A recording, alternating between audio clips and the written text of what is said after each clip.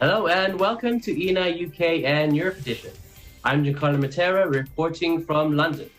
We'll bring you news reports from around the United Kingdom and Europe. And we have live reporters on standby, ready to give their reports. On our program today, the UK is to begin a global vaccine rollout to the Commonwealth and other Asian nations.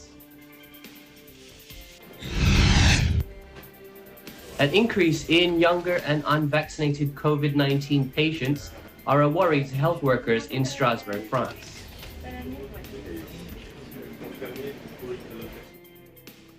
And the first of our live reporters joining us today is Arabelle Celestino. Hello, Arabelle.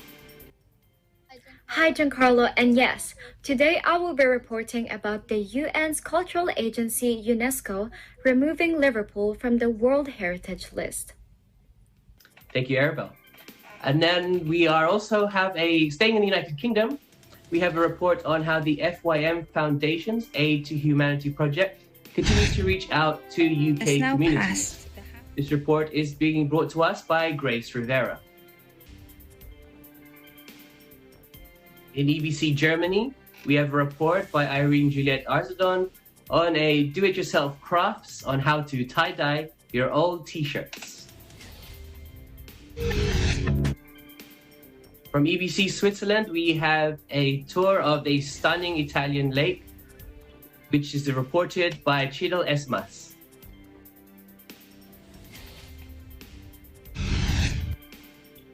And again, in our health section this week, we have another episode of Get Fit with Aaron. This week, he's showing us 2 simple steps to get back on track after overeating. For our EBC Sports, we are joined once again by Ryan Florentino. Hello, Ryan. Hi, Giancarlo. Today I'll be talking about Team GB's swimming success and Britain's 3rd gold medal in the Tokyo Olympics. Thank you. We look forward to that later in the show. And we will end our show, as always, with our view from our window.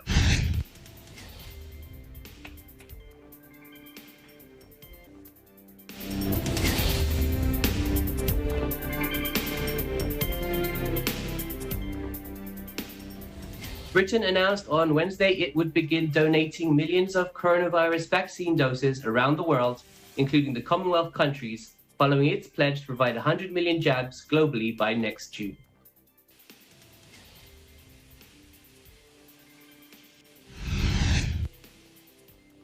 The Foreign Secretary, Dominic Raab, said the rollout of the initial 9 million inoculations from Friday would go to Kenya, Jamaica, and several Asian nations.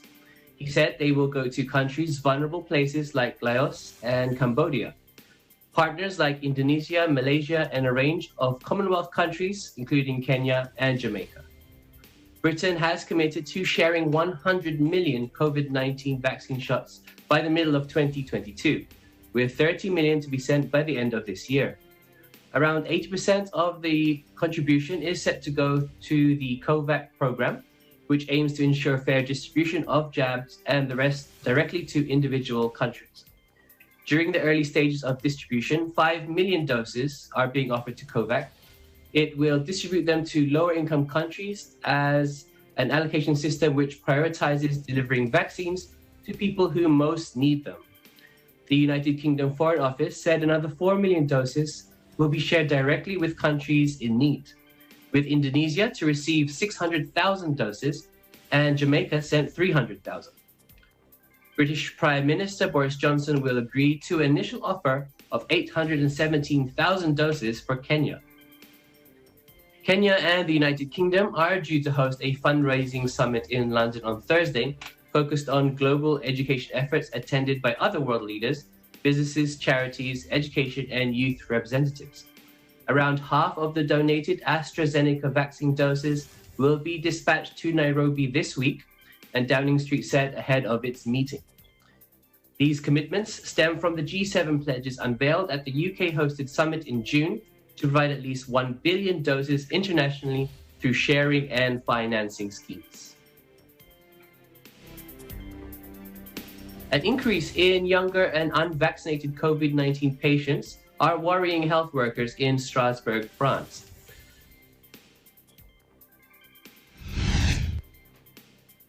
At the University Hospital of Strasbourg in France, early July was marked by a sigh of relief when, for the first time in 18 months, there was finally no COVID-19 patients. But that time has passed as health workers now observe the alarming arrival of new infected patients. According to the head of the infectious disease department, in 10 days, the number of patients has grown from 2 to 18. Doctors and nurses are particularly concerned by the fact that apart from one patient, all the rest of the patients are not vaccinated and are younger, some in their 20s to 40s. Doctors are also afraid of the high risk of intra-family contamination due to the Delta variant, the loss of vigilance in terms of social distancing and hygiene gestures, and the increase in travel. The head of the Emergency and Intensive Care Unit has even stated that the contaminations are brought by young people who have traveled. The timing of the increase of infection and patients is also alarming. Since July 6th, the hospital has been clarified as a hospital under pressure. Every summer, it faces an increase of patients due to the annual closures of other medical practices. This puts additional load and strain on the health workers who have been working strenuously ever since the beginning of this pandemic. It's time for a quick break now, but please come back for some more ENI UK and Europe edition.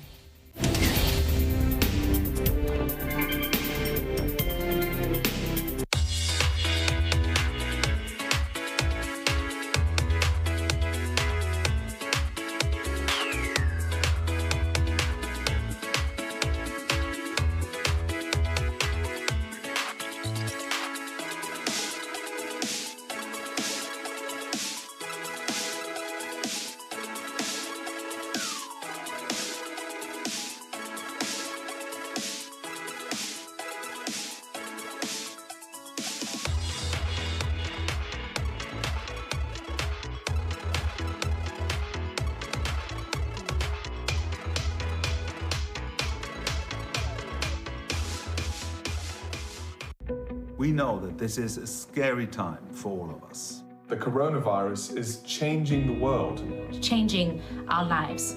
So please, take care of yourself. Keep your distance. Wash your hands. And if you can, stay at home. We at DW Are here for you. we are working tirelessly to keep you informed on all of our platforms. We're all in this together. And together, We'll make it through. Stay safe, everybody. Stay safe. Stay safe. Stay safe. Please, stay safe.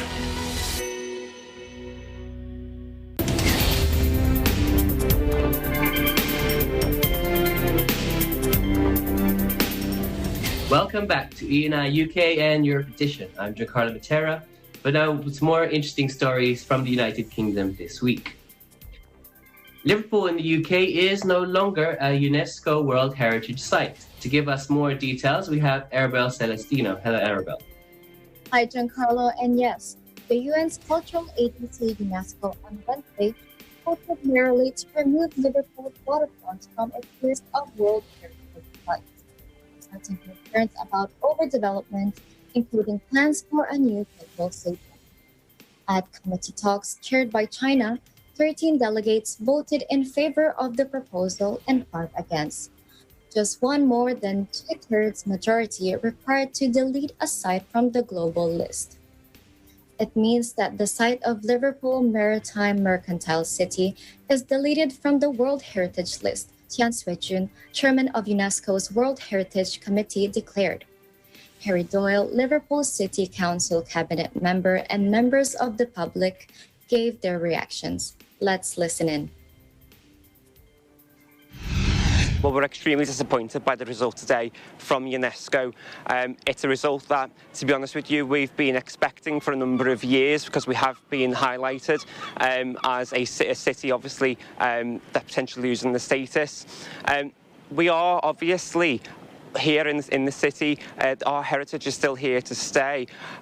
The committee haven't visited the city for 10 years. Last time they visited was 10 years ago.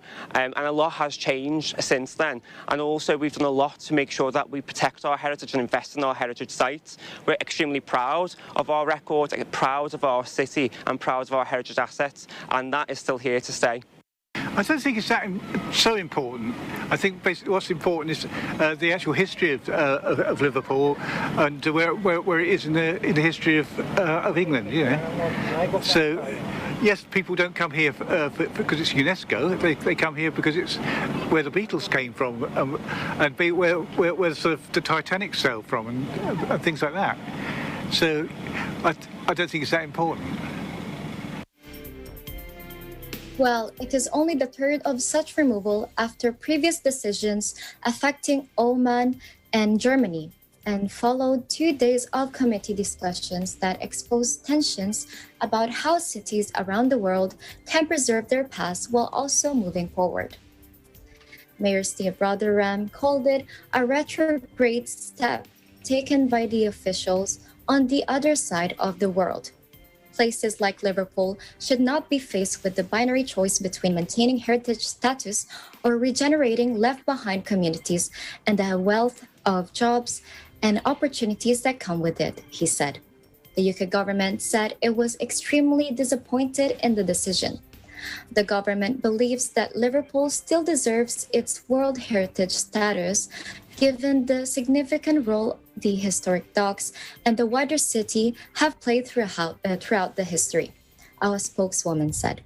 But UNESCO delegates heard that the redevelopment plans, including high-rise buildings, would irreversibly damage the heritage of the port in the northwest of England. The International Council on Monuments and Sites, which advises UNESCO on the heritage list, said that the UK government had been repeatedly requested to come up with stronger assurances about the city's future. The planned new stadium for Everton Football Club was approved by the government without any public inquiry and is the most recent example of a major project that is completely contrary to UNESCO goals, it said. Well, Giancarlo, as you may know, the waterfront and docks of Liverpool were listed by UNESCO in 2004 after an ambitious regeneration following decades of decline in one of the cradles of Britain's industrial revolution. The city also saw the departure of millions of Irish and British immigrants, as well as African slaves, to the United States and elsewhere. A history that forged what UNESCO deemed Liverpool's distinctive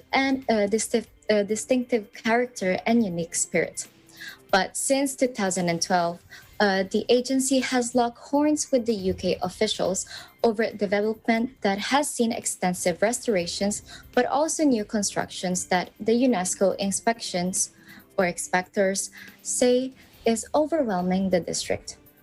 It had urged the city to limit building heights and reconsider the proposed new stadium for Everton at a derelict dock site, warning of significant loss to its authenticity and integrity.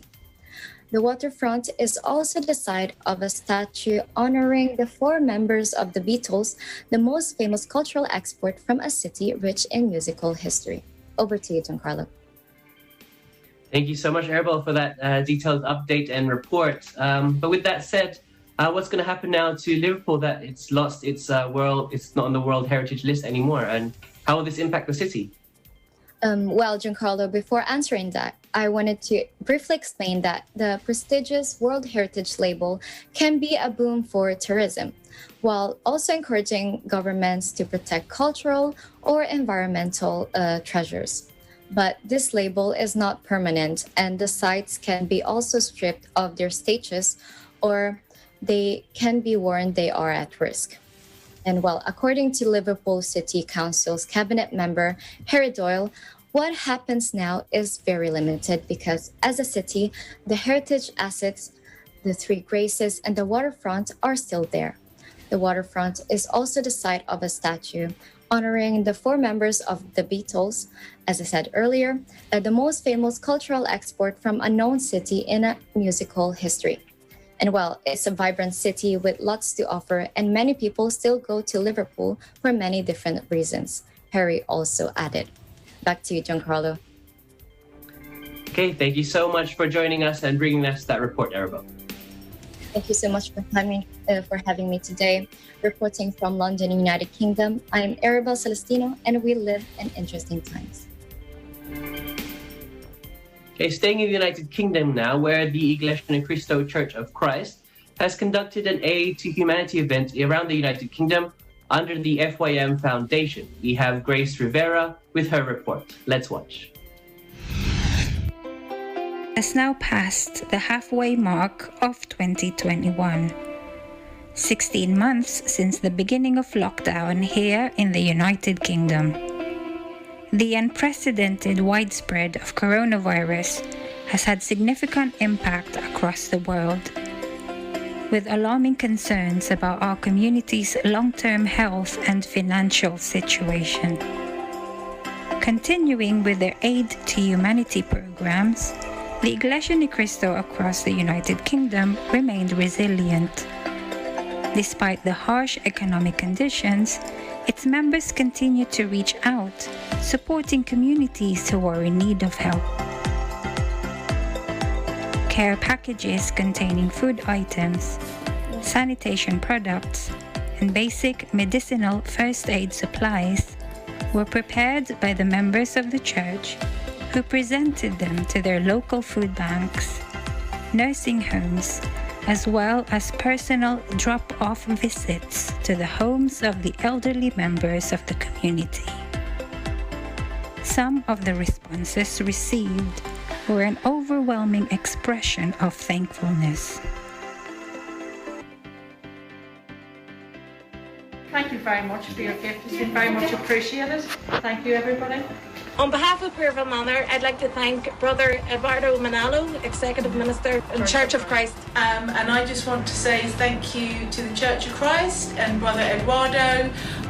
On behalf of all my staff, we really want to thank you, Brother Eduardo, Executive Minister of the Church of Christ. Hi, I'd like to say thanks to the Church of Christ and Brother Eduardo Manalo. We very much appreciate all you have done, really, and it's certainly an excellent message to befriend other people in these times in particular. And we are very happy that you're in our community, and it's lovely to see new people in our community. Thank you, Brother Eduardo V. Manalo, Executive Minister of the Church of Christ. Thank you, Brother Eduardo V. Manalo, Executive Minister of the Church of Christ. We've received the masks. I just want to say a big thank you for you and your church and the support you've given to us at Priscilla Wakefield House Nursing Home in London. We truly appreciate all the efforts that's made, and we thank you from all of us. Thank you, thank you. It doesn't take much to lift someone's spirits. Small acts of compassion is often all it takes to connect with one another. I'm Grace Rivera for Eagle News, United Kingdom. We live in interesting times. Thank you, Grace, for bringing us this story. It's time for another break now, but please come back for some more ENI UK and Europe edition.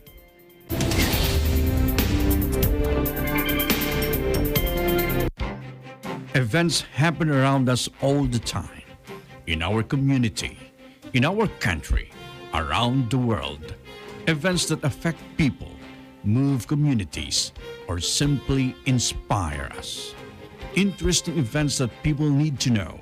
In these interesting times, we continue to be a competent partner in delivering news about these events.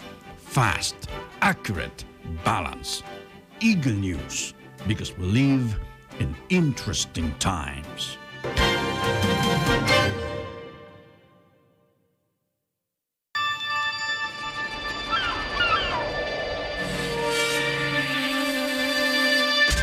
Nothing is quite as simple as it seems. To understand the world better, we need to take a closer look. Experience knowledge. Tomorrow today.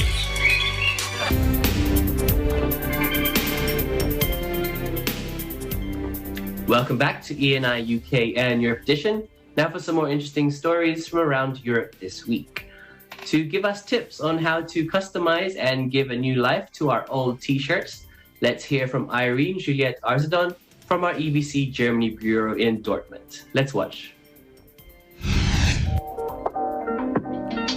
Hi everyone, it's summertime. I think we should put some color on my shirt. I want to show you how to tie-dye an old white shirt. So what do we need? A white shirt, dye kits for coloring, rubber bands, gloves, plastic bags. There are many tie-dye techniques, but I will show you 3 today. Crumble, stripes, and spiral technique.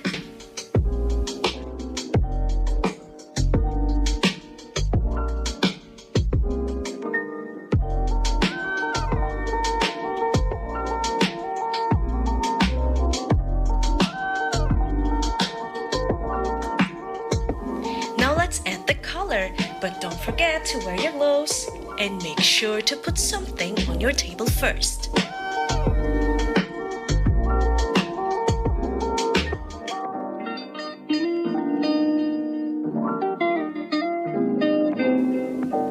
When you're done, put all your shirts into a plastic bag for 3 hours.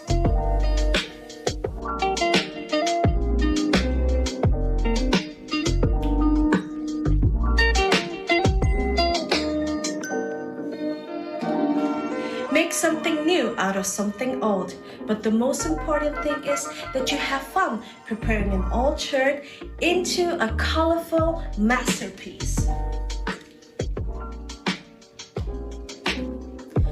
From Dortmund, I'm Irene Juliet Arsadon, reporting for EBC Bureau Germany, and we live in interesting times. Thank you, Irene, for those lovely tips. Now we go to the north of Italy for a tour of Lake Braies. With report has been brought to us by Chidel Esmas, who takes us there. Let's take a look.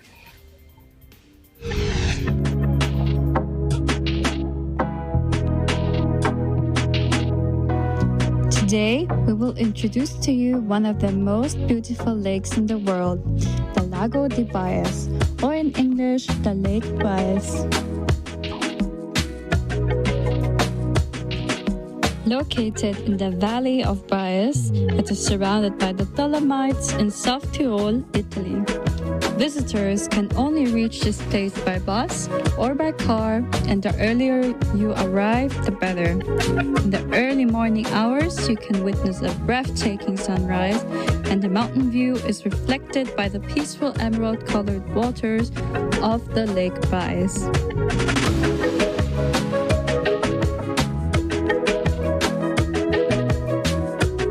The most popular activity during the day are the traditional rowing boats, which have been present there for over 100 years. Tourists can rent them from 30 minutes up to 1 hour. If you prefer a route by foot, you can enjoy a 4-kilometer-long walk around the lake. The Lago di Braies is a UNESCO World Heritage Site, and due to its increasing popularity, has been also named as the Pearl of the Dolomites. So when will you visit the Lake Braies? My name is Chidel Esmas, and we live in interesting times.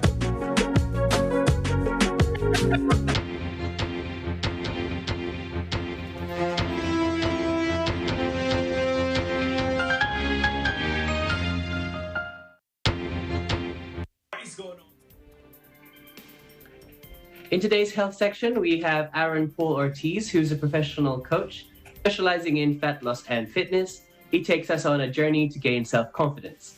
And today, he gives us 2 simple steps to get us back on track after overeating. Let's watch this episode. What is going on? Aaron here. Today, we'll be going through the 2 simple steps that you can do when you overeat. So have you done this before? You've decided that you're finally going to take action so that you can lose the weight that you've been wanting to lose, so that you can finally fit into the jeans that you've been wanting to fit into, So you decide to start with your nutrition, start eating quality foods, and also with the right amount of quantity. And also you've started to do the exercises that you're meant to do. The steps, you start going to the gym. But then you get the day or two throughout the week where you start overeating. So maybe that's you going out, or that's just you snacking throughout the day. So what do you do at this point when you start overeating? First of all, this is something that's unavoidable if you are trying to lose fat. So if you've done this before, that is totally normal. So before we go through the 2 simple steps, I'm gonna go through first with you on what you don't wanna do. What you don't wanna do is just move on and actually not reflecting back at all on why you overate in the first place. Because when you do this, you're gonna just do the same mistakes week by week, and it's gonna make you frustrated. So what are the 2 simple steps? So the first one is the opposite of what we've just mentioned. Make sure that you self-reflect on why you overate.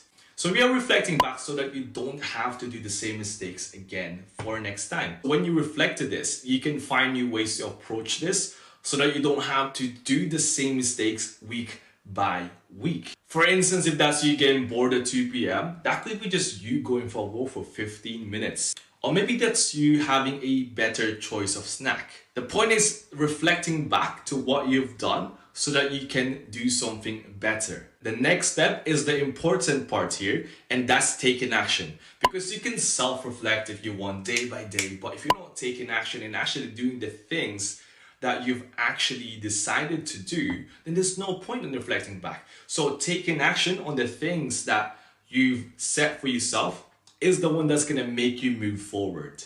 So again, those are the 2 steps. First one is self-reflect. Second one is taking action on the changes that you're about to make. Hopefully these tips help. If you got any questions, again, give me a message on my Instagram. I'd love to help. Apart from that, keep doing what you're doing, and I'll see you soon.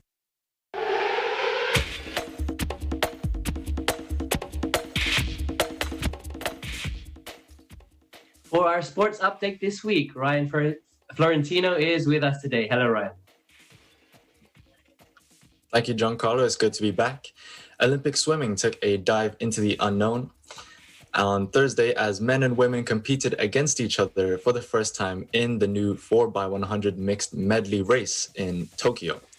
Britain, led by Adam Peaty, and world record holders China won the 2 heats in the inaugural competition, which has its final on Saturday and makes its debut in Japan as a part of a drive to boost gender equality. Britain will be the favourites after their time of 3 minutes and 38.75 seconds, which was more than 2 seconds ahead of the rest of the field and only a shade outside China's world record 3 minutes 38.41 set last year. I haven't been part of many mixed relays, so it is fun to get out with the guys and girls, said Australia's Brianna Throsson. Swimming is one of the 7 sports to launch mixed events at this year's Olympics, with athletics, archery, judo, shooting, table tennis, and triathlon also making the move.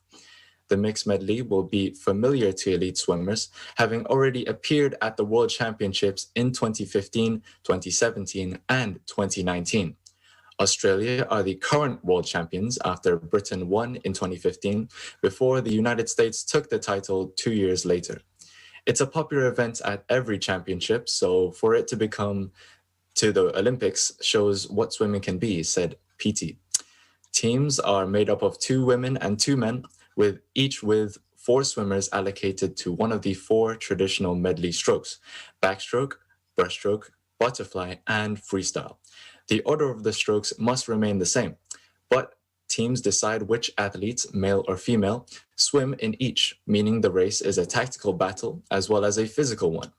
While the backstroke and butterfly were more evenly distributed in the heats, nearly all teams picked men to swim breaststroke and women for the free. Only Petra Halmai bucked the trend by swimming breaststroke for Hungary. It seems to be seen whether others are called up for the final on Saturday, with America having the option of speed demon Caleb Dressel in either the free or fly. Britain, China, America, and Australia will be joined in the final by Netherlands, Italy, the Russian Olympic Committee team, and Israel. In addition, PT went for gold on men's 100-meter breaststroke last Monday. We hope to see Team GB continue their swimming success, moving on to the finals. And now, moving on to biking. Tom Pidcock won Britain's third gold medal at the Tokyo Olympics on Monday, clinching victory in the men's mountain bike race less than 2 months after being hit by a car in training. But the 21-year-old completed an impressive turnaround to win gold in Japan and become the youngest Olympic mountain bike champion in history. He held off Switzerland's world number one, Matthias Flueckiger, to win by 20 seconds, with Spaniard David Valero Serrano taking bronze. Pidcock's win came less than half an hour after British pair Tom Daley and Matty Lee claimed gold in the 10-meter synchronized platform diving competition, while Adam Peaty successfully defended his 100-meter breaststroke title in the pool earlier Monday. Pidcock, who represents Ineos in professional road cycling, started slowly but gradually picked off his rivals before attacking halfway into the course. Race favorite and multiple discipline star Matteo van der Poel crashed on one of the first of 7 laps and retired with 2 laps remaining. Dutchman Van der Poel, the grandson of French cycling great Raymond Poulidor, held the Tour de France yellow jersey before quitting the race early this month to focus on his Olympic preparations. For the women's race, it will take place on Tuesday. Another great victory for Team GB with more events still on the way. That wraps things up for our sports segment. Back to you, Giancarlo. Thank you so much, Ryan, for those sports updates. Thank you, Giancarlo. Reporting for UK and Europe edition, I'm Ryan Florentino, and we live in interesting times. Okay, we'll end this week's show once again with our view from our window. And today we get to see what river surfers like about Eisbach River in Munich, Germany. The man-made river belongs to Munich's top attractions, not only amongst river surfers, but also tourists around the world. It is an artificial stream that runs through the English Garden, which is Munich's biggest public park. The river forms a standing wave, and the wave is approximately 0.9 to 1.1 meters high. The flow velocity is noticeably strong. Therefore, river surfers gather here to practice, but also to challenge themselves. And in all weather conditions, visiting this spot is accessible to everyone, but a sign nearby warns visitors that the river surfers should only be attempted by skilled and experienced surfers. This wonderful view is courtesy of Alessandra Martinez. Thank you so much, Alessandra, for this beautiful view. And that's it for this week's program. We hope you stay safe and keep positive as we bring you more stories next week from around the United Kingdom and Europe. I'm Giancarlo Matera, and we live in interesting times.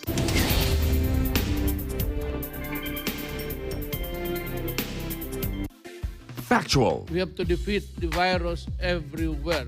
Timely information. Balanced, not only in the country, but also abroad. I'm certain of one thing. Interviews that people need to know. Watch Aguila Pilipinas, a 1-hour newscast of reports coming from regional hubs in Luzon, Visayas, and Mindanao. Know the important updates in Asia in ASEAN in Focus.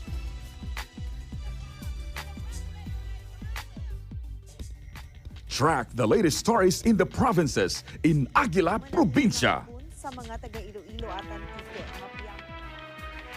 Tune into Mata ng Agila, the evening primetime news program of Net25.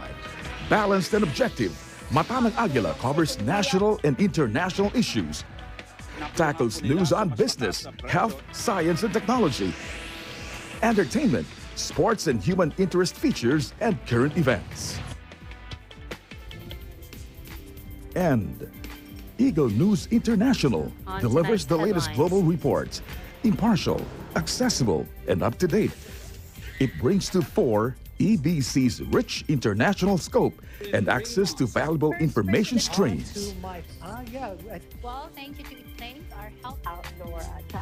Catch these programs on Net25. You can also watch our news programs through eaglenews.ph and Eagle News Facebook page and YouTube channel.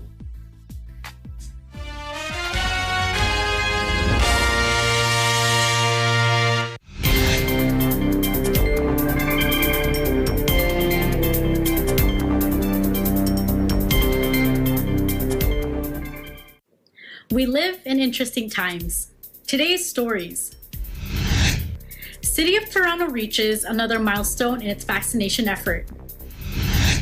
Federal government to build a bridge to connect Ottawa and Gatineau. Installation of the 30th Governor General. Montreal ranks top 9 best student city in the world. Masks are mandatory in indoor public spaces for parts of BC's interior. Philippines says U.S. military deal is in full force again. Hello everyone, you're watching Eagle News Canada. I'm Kathleen May Pangan, coming to you from Winnipeg, Manitoba, bringing you stories from around the globe. Our coverage begins now.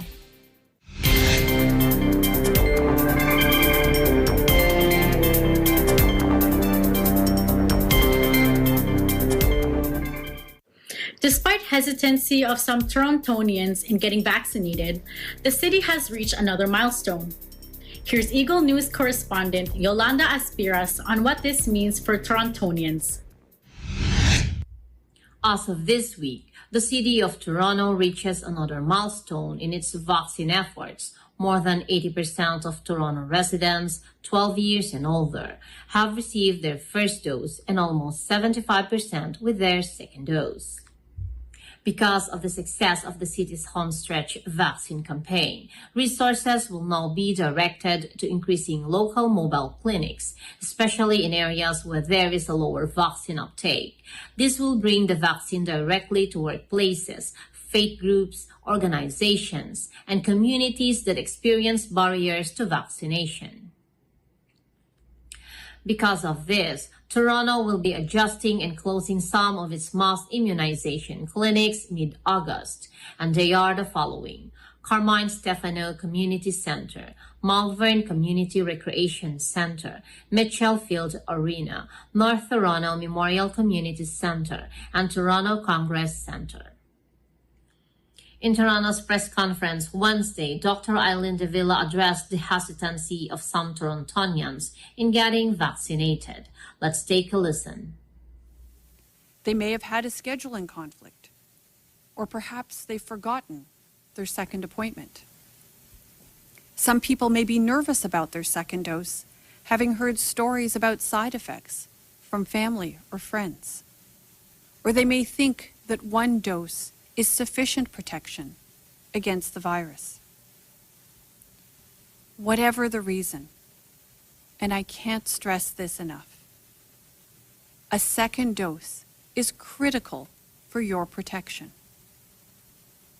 Toronto Public Health and our partners are doing everything we can to spread this message, calling, texting, and emailing all who are eligible for their second dose to get their vaccine as soon as possible. One of the noted reasons for not getting the vaccine are reports of breakthrough infections, in which a person gets infected by COVID-19 after being fully vaccinated. Dr. De Villa also responded to this concern. First, and most importantly, breakthrough infections are not common. We hear about them a lot because they are unusual. The second is to remember a person with breakthrough infection almost never gets seriously sick. When they do, there's often other health problems involved. And third, the vaccines are still on the job. They are safe and they work.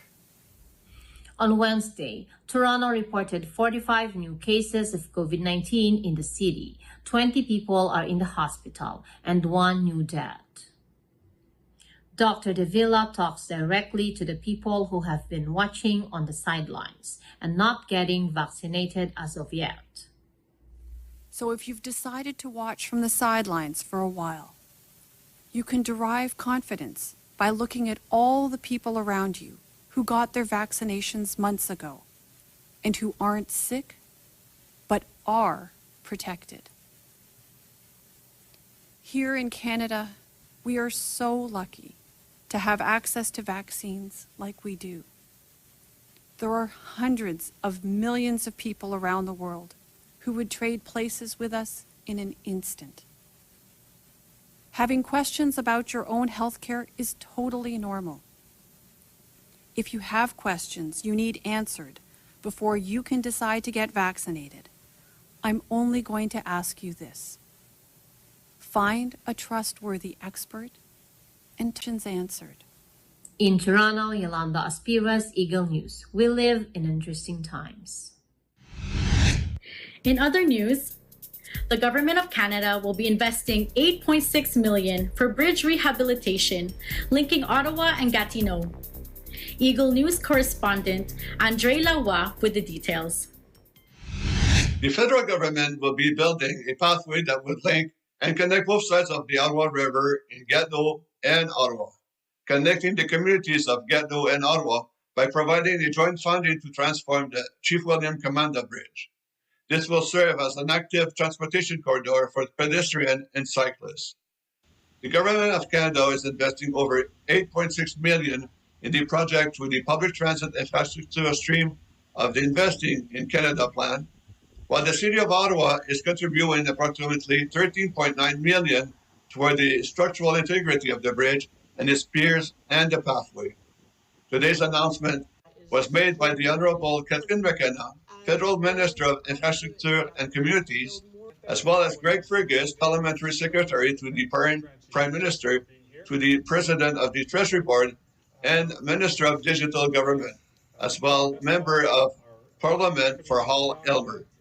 His Worship Jim Watson, Mayor of the City of Ottawa, and His Worship Maxime Pedot-Chapin, Mayor of the City of Gatineau, Quebec, as well as the Algonquin Anishi Anabig Nation Grand Chief and Kichigan Zibi Anishim Anabig were also in the attendance in this infrastructure is a gesture of reconciliation.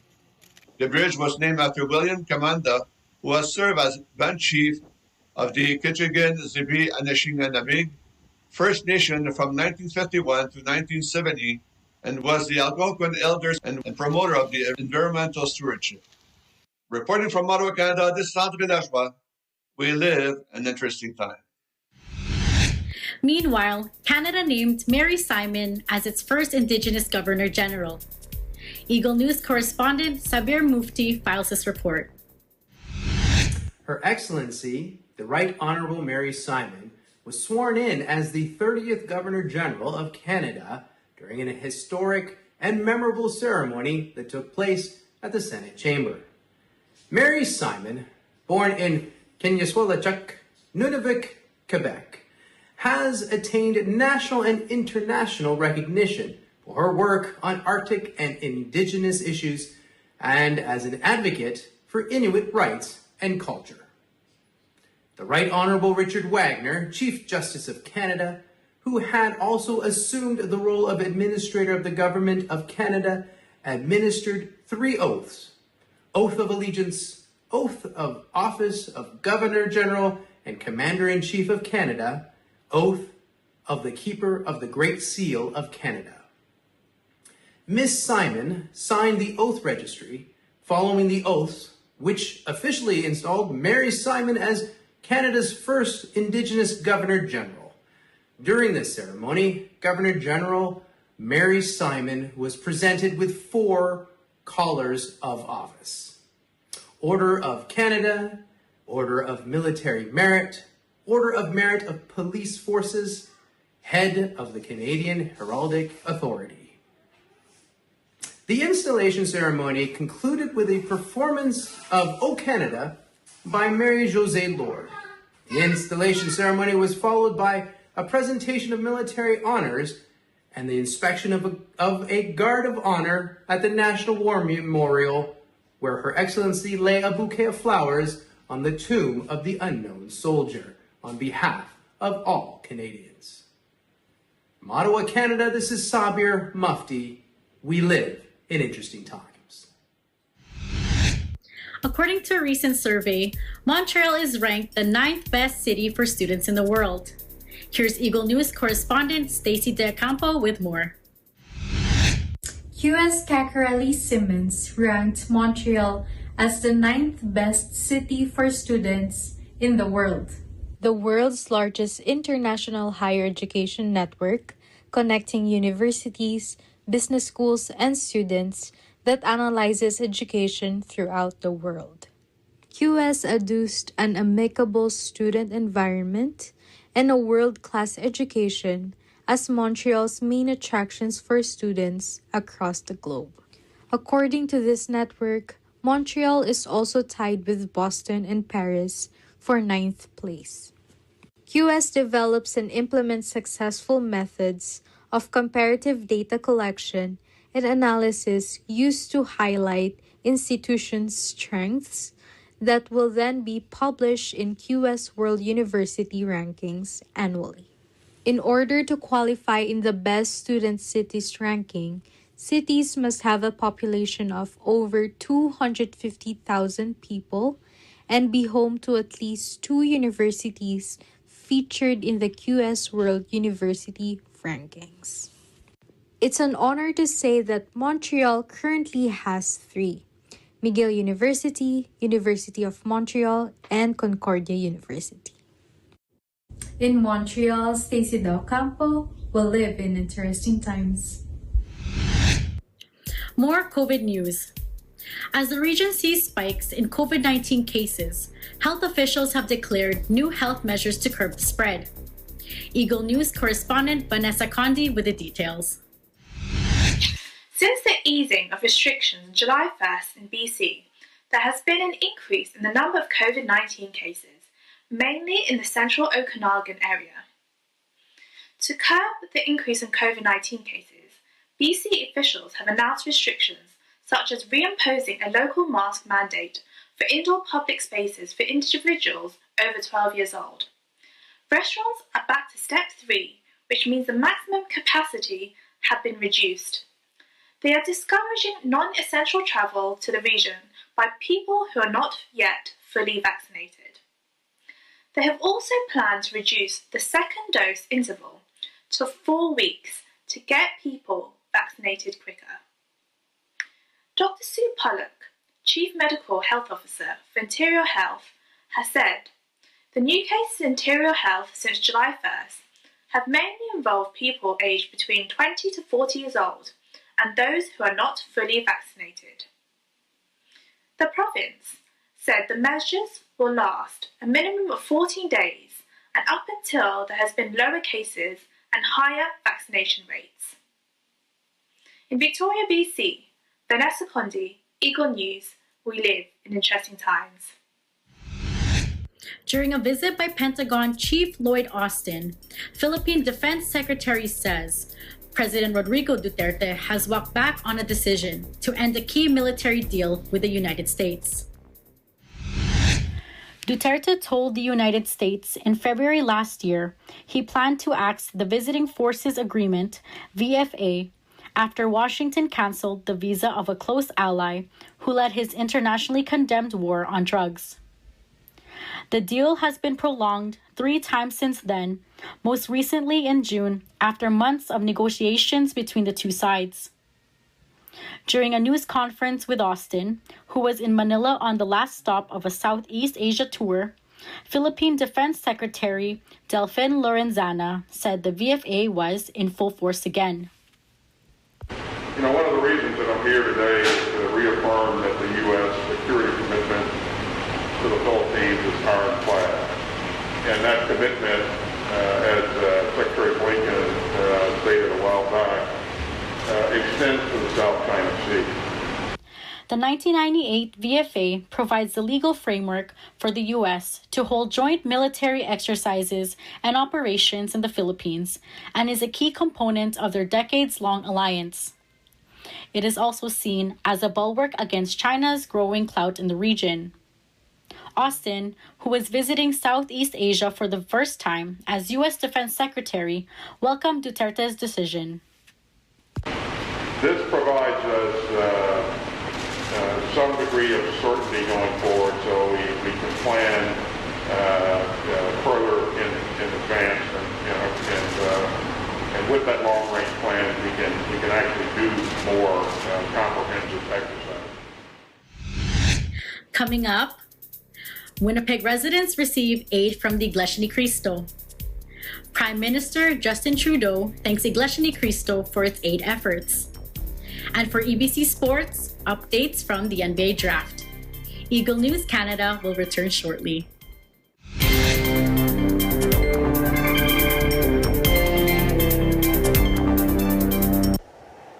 Innovation, digital disruption, globalization.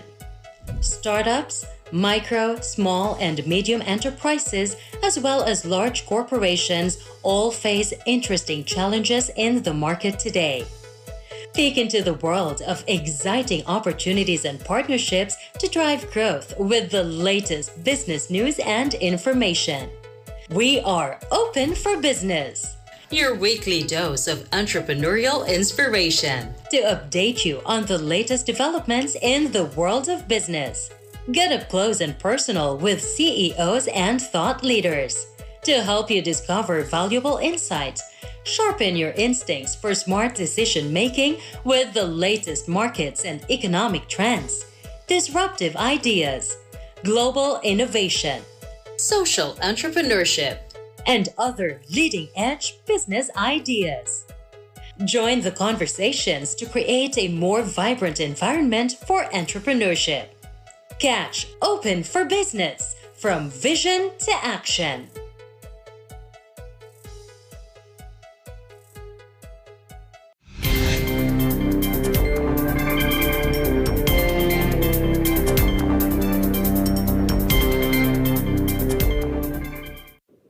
Welcome back. You are watching Eagle News Canada. I am Kathleen Maypangan from Winnipeg, Manitoba. In the city of Winnipeg, Manitoba, members of the Iglesia ni Cristo Church of Christ recently reached out to residents of a nearby women's shelter. Due to the lack of goods, the North Point Douglas Women's Shelter reached out to the Iglesia ni Cristo for assistance. This outreach is part of the celebrations for the 107th anniversary of the church. Items such as canned goods, toiletries, and PPE items such as hand sanitizers and face masks were provided. In a show of support, Kevin Lamoureux, a member of parliament in the province of Manitoba, joined the event.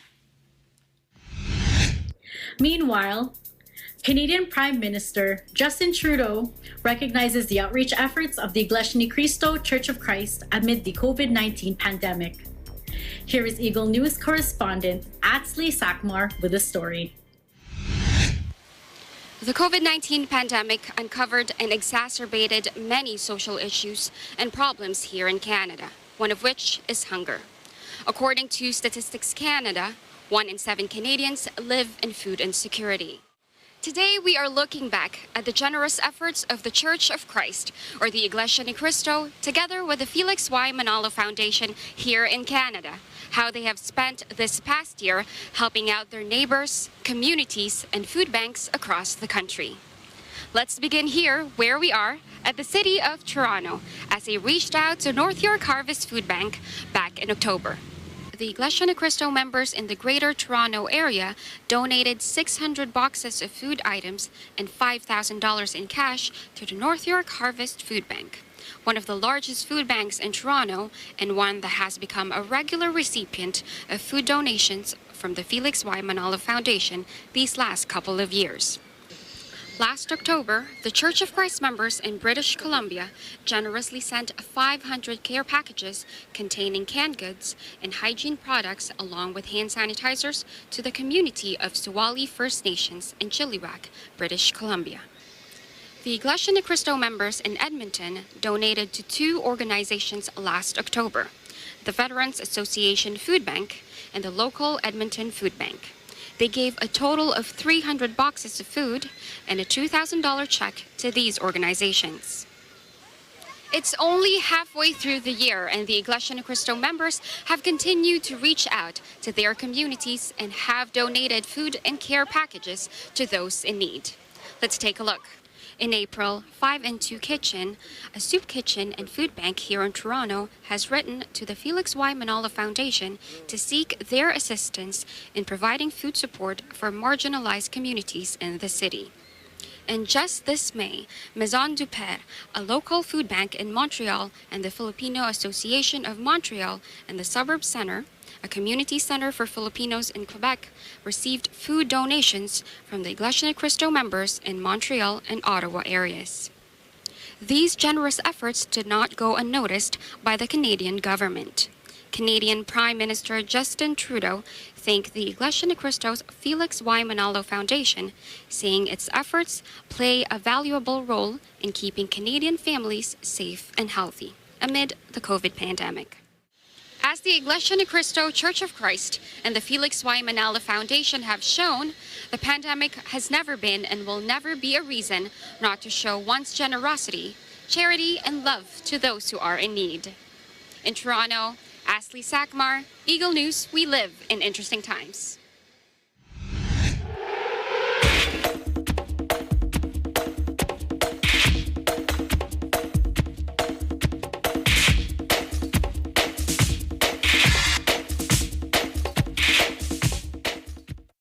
History was made Thursday at the NBA draft as Filipino-American guard Jalen Green was selected as the second overall pick to the Houston Rockets, the second highest selection for an Asian American player. Here's Eagle News correspondent Tenny Sumage with more on Green and this year's draft.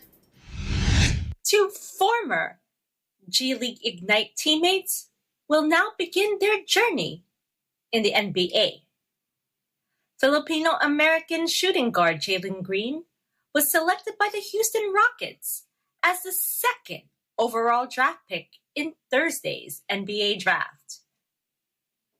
Green is one proud Pinoy who can't wait to represent the Philippines in the NBA. Man, I'm always excited to represent the Philippines. So the fact that this is ties in Houston, it's kind of like it was scripted. So I'm excited to take that out there and just represent and put on for the Philippines. And can't wait to meet everybody and see the fans. It's going to be exciting. The Philippines loves me for me. So I'm just going to keep being myself. I'm going to keep working hard and staying in the gym. It's not really a responsibility. It's the game I love, and they support me. So I just can't wait to get out there and just put on for them. I'm excited. Green's Ignite teammate Jonathan Kuminga will head to the Bay Area as the Golden State Warriors selected Kuminga as the 7th overall draft pick. The Congolese forward is thankful for the opportunity to play alongside three great NBA champions in Steph Curry, Klay Thompson, and Draymond Green. I always thanks God.